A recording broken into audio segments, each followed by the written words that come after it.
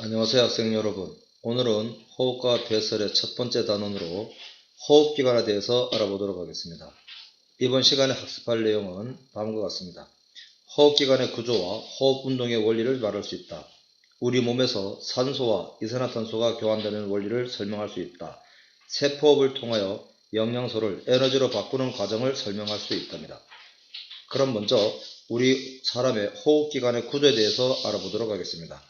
우리 사람의 호흡기관은 코에서부터 시작을 해서 허파까지 연결되어 있는 것으로서 콧구멍으로 들어간 공기는 콧속을 통하여 목구멍을 통한 후 기관에 도착하여 기관지로 갈라진 후 폐포로 들어가게 되겠습니다.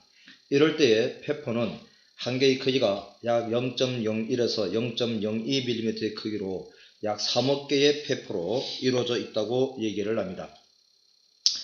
호흡에는 호흡이 일어나는 장소에 따라서 외호흡과 내호흡으로 나눌 수가 있는데, 외호흡이라고 하는 것은 허파에서 일어나므로 허파호흡이라고 말할 수 있고, 폐포와 모세혈관 사이에서 일어나는 단순한 기체 교환을 의미합니다.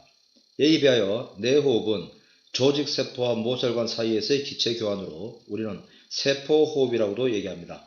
세포호흡이라고 하는 것은 영양소의 흡수에서 포도당이 산소와 만나서 미토콘드리아에 만나서 물과 이산화탄소로 분해되면서 에너지를 방출하게 되는데, 이 에너지를 우리는 생활 에너지라고 얘기를 하고, 이 에너지는 보통 우리 체온을 조절하는데 약 40% 정도 활용을 한다고 합니다. 호흡운동은 어떤 과정을 거쳐서 일어나느냐? 우리가 일반적으로 운동을 하려면 운동기관이 있어야 되는데, 운동기관은 뼈와 근육으로 이루어져 있죠. 그럼 우리의 허파에는 근육과 뼈가 없는데 어떻게 하여 호흡운동이 일어날까요? 자, 이 과정은 여러분들이 가슴에 손을 한번 살며시 대고 숨을 크게 쉬어보면 할 수가 있을 것입니다. 자, 먼저 우리가 가슴에 여러분들이 손을 얹어서 크게 숨을 들이마시고 잠시 멈췄다가 내쉬어보면 우리 가슴에 어떤 변화가 일어나는지 확인해 보기 바랍니다. 즉, 우리가 들숨이라고 하는 것은 숨을 들이마시는 것으로서 우리 내부의 흉곽이, 즉 가슴통이 커져야 되는데, 그러려면 갈비뼈가 위로 올라가게 되고 횡격막이 밑으로 내려가게 됩니다. 그러면 외부와 우리 폐포 안의 기압의 차이에 의해서 공기는 우리 몸속으로 들어오게 되겠죠. 반대로 날숨일 경우에는 모든 것이 반대로 되겠죠. 우리 폐포 안에서의 기압이 공기의 압력보다 더 높기 때문에 횡격막이 올라가고 늑골이 내려가면서 공기가 바깥으로 나가겠죠. 이런 호흡은 외호흡이라고 앞에서 공부를 했습니다. 자, 이걸 우리가 비유를 해보면은 여기에 유리통이 있는데, 유리통에 유리관을 통하여 공기가 들어가는 과정은 맨 밑에 있는 고무막을 당김으로써 일어나게 되겠습니다.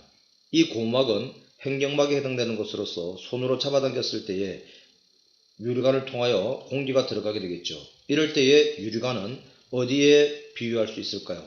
또한 이 유리관에 타고 들어간 공기는 연결되어 있는 풍선의 크기를 크게 만들었는데, 이 풍선은 우리 몸에 어디에 해당될까요? 자, 이렇게 우리 호흡운동의 원리는 갈비뼈와 횡격막의 상하 운동에 의해서 일어난다는 것을 가슴에 손을 대보면서 확인해 보기 바랍니다.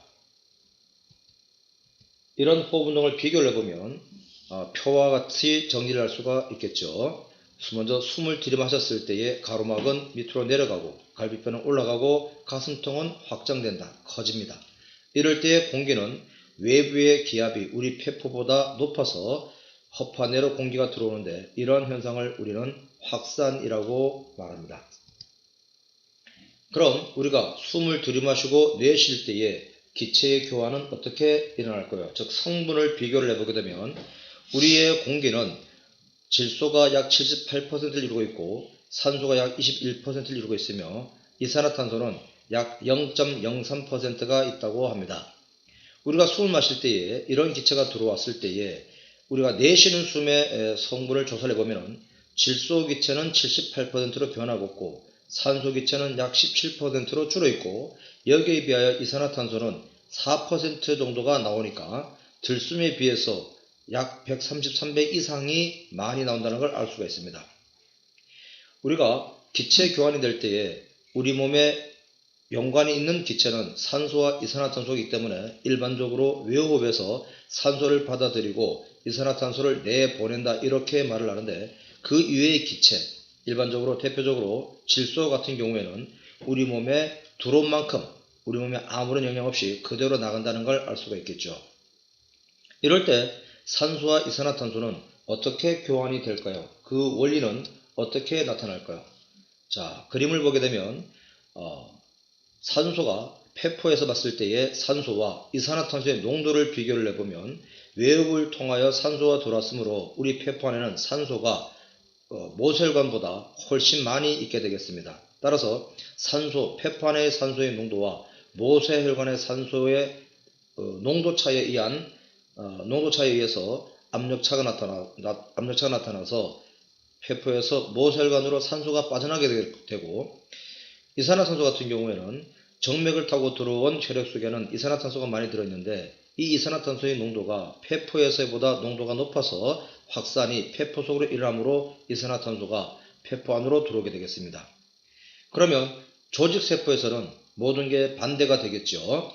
이러한 현상을 우리는 뭐라고 하는가 하면 확산이라고 표현을 하는데, 좀 더 정확하게 표현을 하면 모세혈관과 폐포에서의 산소와 이산화탄소의 압력차에 의한 확산이라고 우리가 말을 해야 되겠고, 내호흡일 경우에는 모세혈관과 조직세포 사이에서의 산소와 이산화탄소의 압력차에 의한 확산에 의해서 기체가 교환이 된다라고 말을 해야 되겠습니다.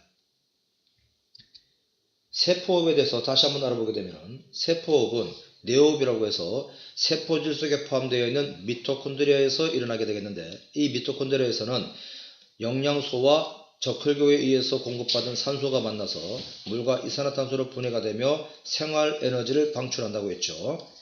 자, 세포호흡의 의미를 잘 알 수 있도록 하고, 일반적으로 우리가 호흡의 본질 또는 호흡의 의미라고 말을 한다고 하면은 세포호흡을 통하여 영양소가 에너지로 바꾸어지는 것을 호흡이라고 한다는 걸 명심하기 바랍니다.